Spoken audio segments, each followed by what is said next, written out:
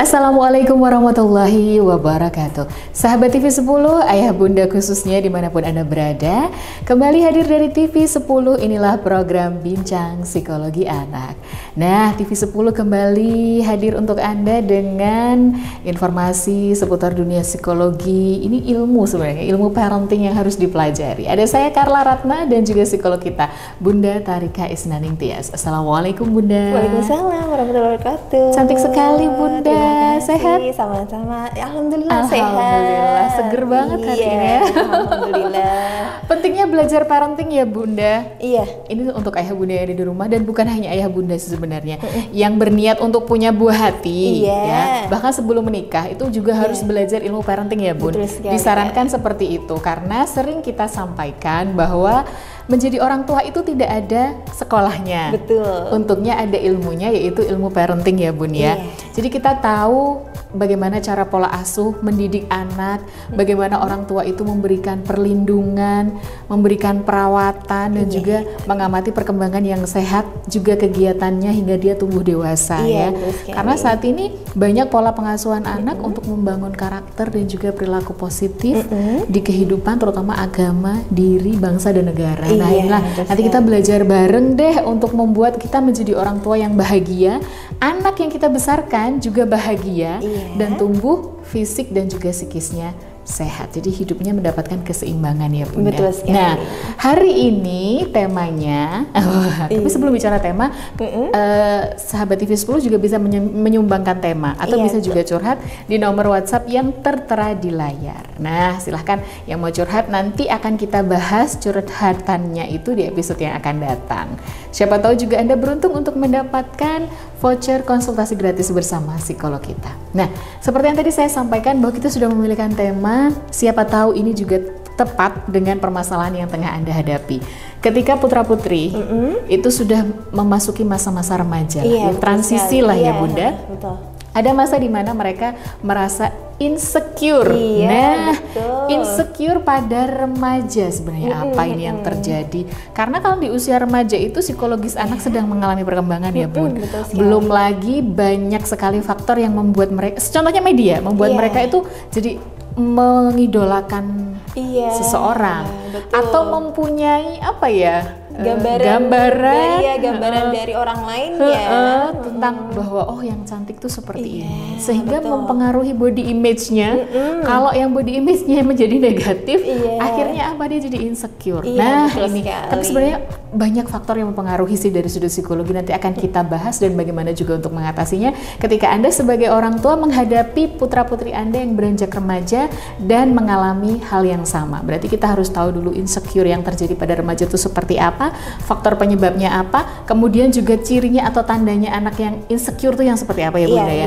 Oke, baik. Bagaimana sih insecure pada remaja itu Bunda? Oke, baik Kak Nana dan pemirsa TV 10 di rumah. Jadi insecure kita harus tahu ya insecure itu apa. Jadi insecure itu ada rasa nih di dalam diri seseorang yang dia tidak merasa nyaman, kemudian tidak percaya diri dengan yang ada dalam dirinya. Jadi merasa nih, contohnya kayak gini nih, kita nih punya ada hal yang diberikan sama Tuhan ya, sama Allah, bahwa ini kita punya tangan, tapi kok kerasa kayak tangannya kok aku nggak seputih sama orang lain. Betul, biasanya begitu.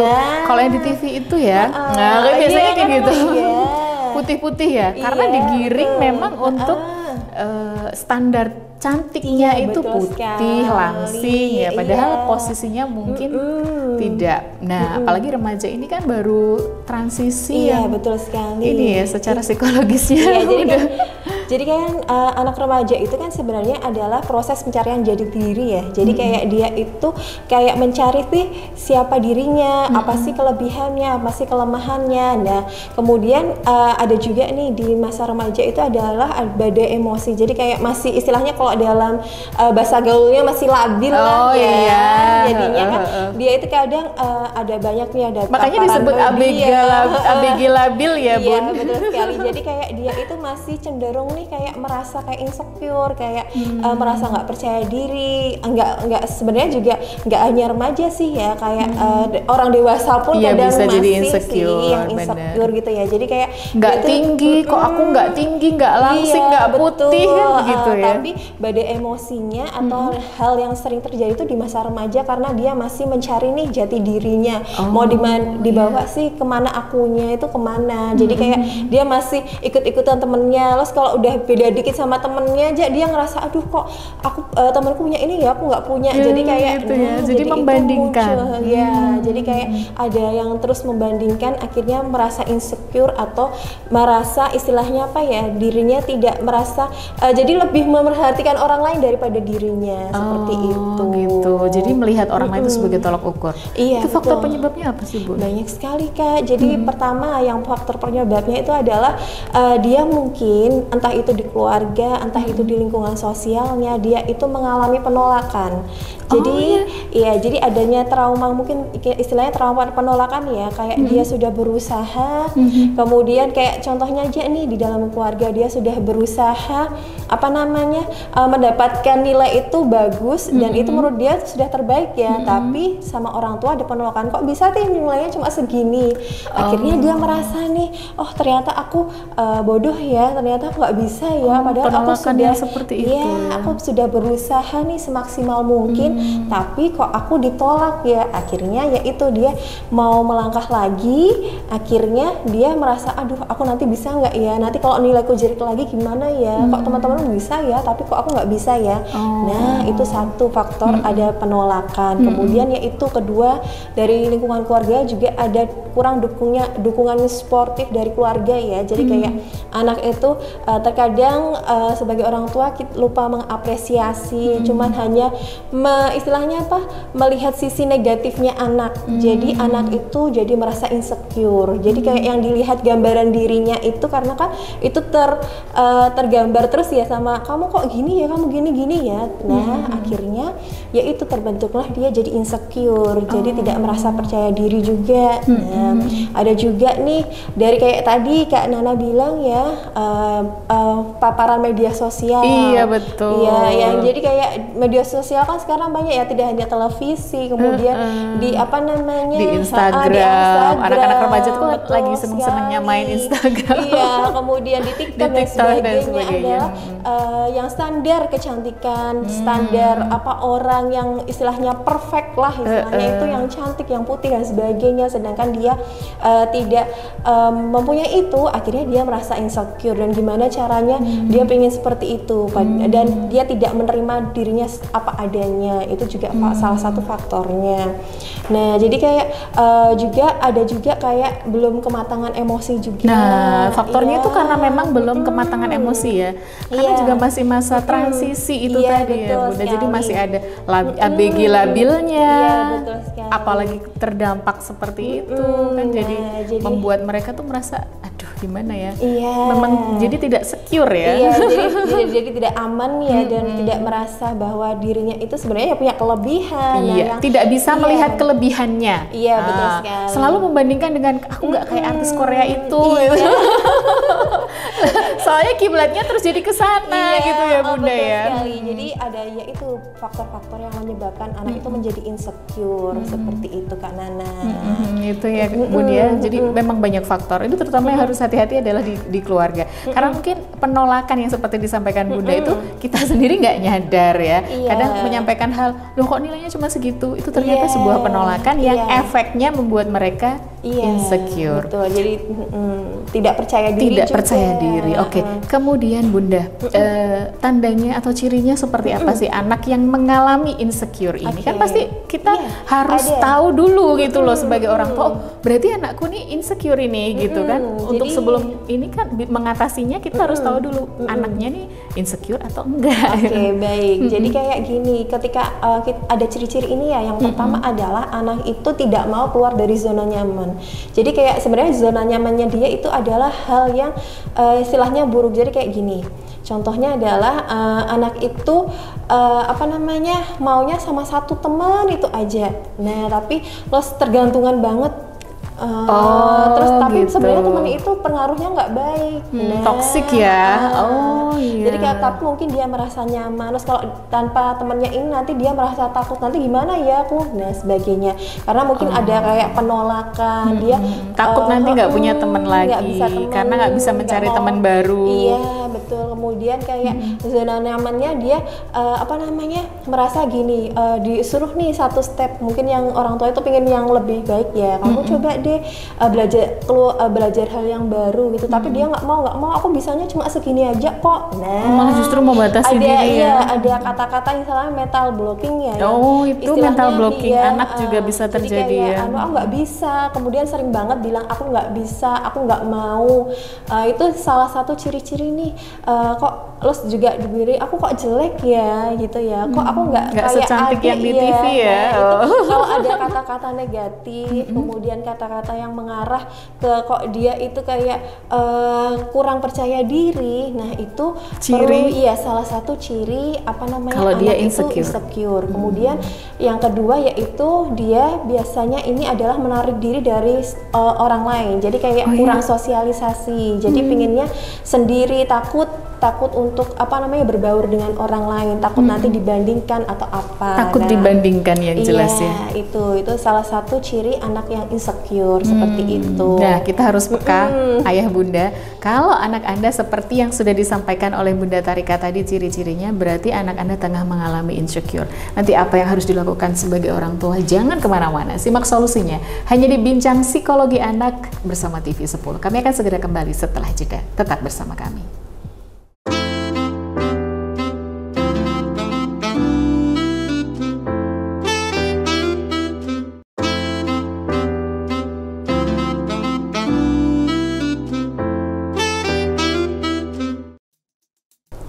Anda masih bersama kami dalam program Bincang Psikologi Anak persembahan TV 10. Kami masih dari studio TV 10. Ada saya Carla Ratna bersama psikolog kita Bunda Tarika Isnaning Tias. Nah, tadi disampaikan oleh Bunda ya, jadi faktornya itu bisa juga karena media sosial. Hingar-bingar dan janji manisnya di media sosial ya Bunda ya. Tuh kayaknya tuh menggiring anak-anak menganggapnya itu sebagai sebuah kebenaran. Harus cantik, rambutnya harus lurus. Jadi ketika anaknya rambutnya sedikit bergelombang, mungkin dia akan merasa insecure. Waduh, rambutnya yang lain tuh lurus loh gitu kan. Insecure. Nah, hal-hal yang harus diwaspadai oleh orang tua adalah dampaknya apa sih sebenarnya kalau anak ini terus berkubang dalam insecure-nya. Tadi kan cirinya sudah disampaikan oleh Bunda. Dia nyaman berada di zona nyamannya ya Bun. Betul. Dia udah nggak mau diusik lagi, temenannya cuma sama satu orang itu, padahal temennya itu toksik gitu, nggak baik untuk dia. Nah, ini salah satu cirinya. Kemudian juga cirinya yang kedua tadi. Iya, jadi kayak yang pertama tadi kan dia itu biasanya kayak nggak mau keluar dari zona nyamannya. Nggak mau keluar dari zona yang nyaman. kedua kemudian kayak menarik diri dari lingkungan sosial. Kemudian mudah banget nih merasa khawatir gitu, dan selalu membandingkan dirinya itu dengan orang lain. Selalu membandingkan dirinya dengan orang lain. Ini loh yang patut. Aduh, kan ya mereka kasihan ya. Apa-apa tuh selalu tolok ukurnya. Kok temanku lebih cantik dari aku? Atau temanku kok lebih tinggi, yang cowok biasanya. Kok tinggi-tinggi, aku sendiri jadi merasa insecure. Dampaknya apa sih Bun kalau mereka sampai merasa insecure ini berkelanjutan?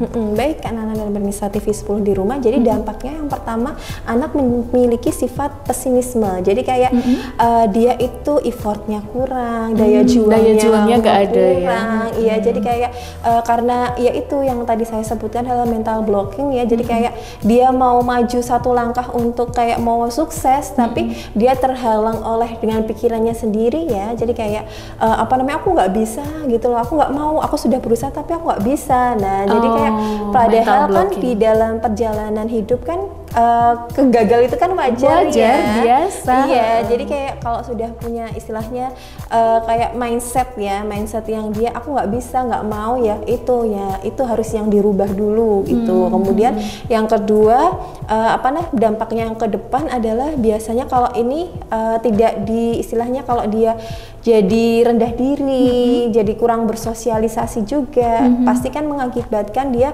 sosialisasinya kurang. Jadi kayak ketemu orang kurang bisa nih kayak ketemu orang baru, menjalin relasi dan sebagainya, itu dampaknya seperti itu. Nah, yang ketiga yaitu dampaknya adalah ketika dia kan merasa nih dirinya adalah yang istilahnya kan insecure itu kan jadi kayak pikirannya semua negatif ya. Jadi akhirnya itu membuat dia stres sendiri. Bikin stres ya, karena body image-nya negatif ya, Bu. Iya, jadi nggak hanya body image ya, kayak apa namanya, penilaian tentang dirinya juga, tentang dirinya, kemampuan juga, sosialisasinya juga untuk menjalin relasi juga kan semuanya jadi kayak terhambat ya. Betul. Jadinya akhirnya dia nggak punya teman, ya pun punya teman, tapi biasanya anaknya ini sangat bergantung sama satu teman.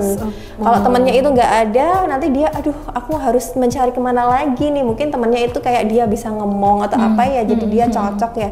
Kemudian tapi kalau dia harus memulai sesuatu yang baru, nanti karena tadi ada trauma penolakan, akhirnya dia aduh nanti gimana ya, aku diterima atau enggak ya dan sebagainya. Nah itu yang bikin jadi kayak terhambat sosialisasinya, juga kayak terhambat juga kayak dalam hal akademiknya. Nah juga stres yang tidak ditangani secara baik akhirnya bisa menjadi depresi dan ada di usia muda. Iya, gangguan kecemasan dan sebagainya. Aduh, efeknya itu loh ya kalau jangka panjang. Makanya kalau insecure harus segera tertangani. Iya, betul. Tapi harus bagaimana sebagai orang tua nih ketika menghadapi anak, atau mungkin jaga-jaga aja ya, karena mungkin anaknya masih anak-anak, takutnya nanti masuk masa remaja jadi insecure atau bagaimana, atau yang tengah menghadapi juga anak yang beranjak remaja dan insecure. Bagaimana mengatasinya, Bun? Yang pertama yaitu kan tadi ya yang kita tarik faktor penyebabnya dulu ya. Faktor penyebabnya kan tadi yaitu yang pasti yang satu adalah dukungan sportif orang tua. Karena dukungan sportif orang tua. Pondasi yang pertama itu di keluarga. Betul. Ya. Jadi kayak kita nggak apa-apa sih ayah bundanya dulu istilahnya dia sering istilahnya mengecap atau membuat image negatif anak ini ya.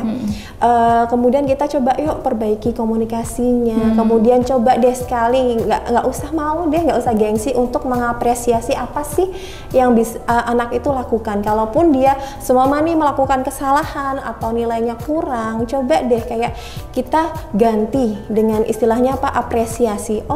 Oke, berarti nilaimu segini ya, berarti kamu apa yang harus kamu lakukan. Gitu. Kayak istilahnya penerimaan diri juga dari orang tua. Diri dari orang tua dan ngasih solusi gitu. Nilaimu seperti ini, berarti apa kamu butuh les tambahan? Kan seperti itu ya, support ya.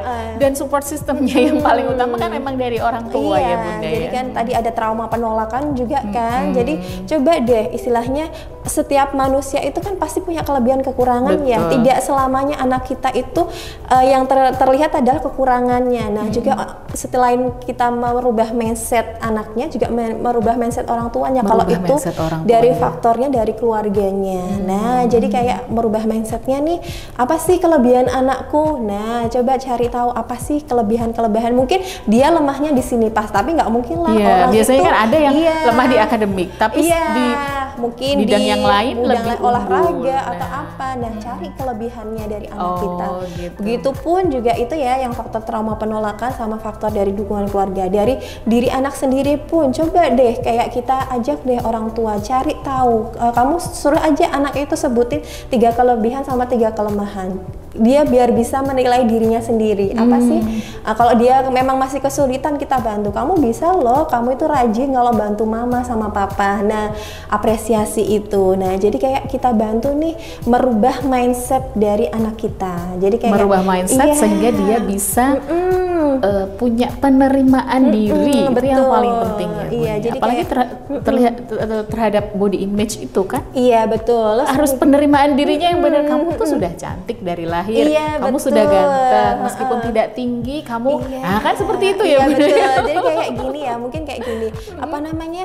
Kita kita pancing ini karena remaja kan sudah bisa diajak diskusi ya. Cantik betul. menurutmu atau ganteng menurutmu seperti Versinya apa? seperti apa? Terus coba kayak di kaca, coba kamu merasa nggak dirimu cantik atau ganteng? Cantik kan? Nah, terus kita ajari juga rasa syukur ya. Jadi kayak gini, walaupun itu tapi kan kamu masih punya mata bisa melihat, kemudian masih ada kebaikan yang lain, kemudian masih diberi hidup, masih bermanfaat bagi orang lain. Nah, kita juga ajari rasa syukur kepada anak agar dia istilahnya, oh iya ya, aku ternyata biar meningkatkan kepercayaan diri anak. Nah, kayak gitu. Ya. Jadi kayak merubah mindset, yang pasti merubah mindset anak kita, sama juga yaitu merubah mindset orang tua, karena tidak kalau faktor penyebabnya dari keluarga kan tidak hanya orang tua, anaknya saja ya. Kalau anaknya sudah dirubah, tapi kalau orang tuanya kadang masih mindsetnya iya, itu ya malah sama jadi aja. toksik juga untuk anaknya ya Bunda. Jadi menambah luka lagi ya. Menambah luka pengasuhan ya. Iya betul.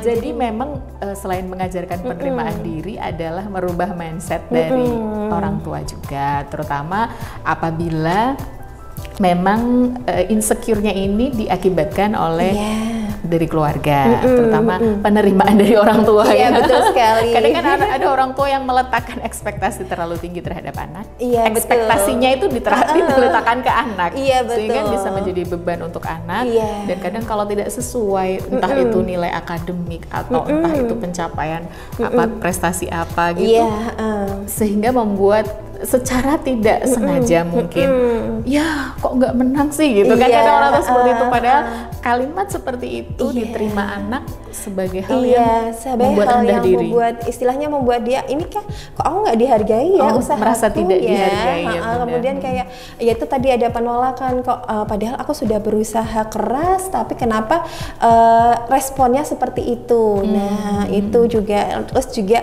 jangan lupa dua-duanya nih, sama orang tua sama anak, jangan lupa juga belajar regulasi emosinya juga, kayak mengatur emosinya.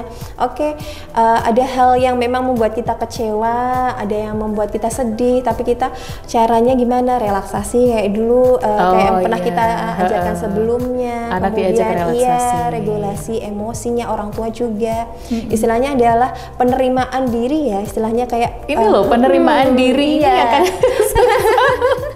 jadi kayak kita diciptakan tidak mungkin istilahnya sia-sia ya. Jadi pasti kita punya walaupun kelemahan tapi kita ada nih kelebihan. Bisa juga nih pakai kayak bantuan ya, istilahnya dari ahli kayak psikolog yang bisa kayak membantu nih minat bakatnya anak, membantu orang menemukan tua minat dan bakatnya anak. Itu ini perlu ke psikolog ya Bun. Iya, kemudian soalnya ini supaya apa? Supaya bisa anak memiliki penerimaan diri, begitu juga dengan orang tua, bahwa memang kalaupun ada kelemahan tapi bisa menemukan minat dan bakatnya di bidang apa. Betul sekali kan, ada itu beberapa rangkaian tes yang bisa dari yang di ahli ya, jadi kayak psikolog itu kayak bisa menerangkan nih anak ini lemahnya di sini tapi ada nih kelebihannya di sini. Jadi istilahnya jalan untuk menemukan solusi bersama nih, biar anak itu menerima dirinya apa adanya dan memandang dirinya itu baik.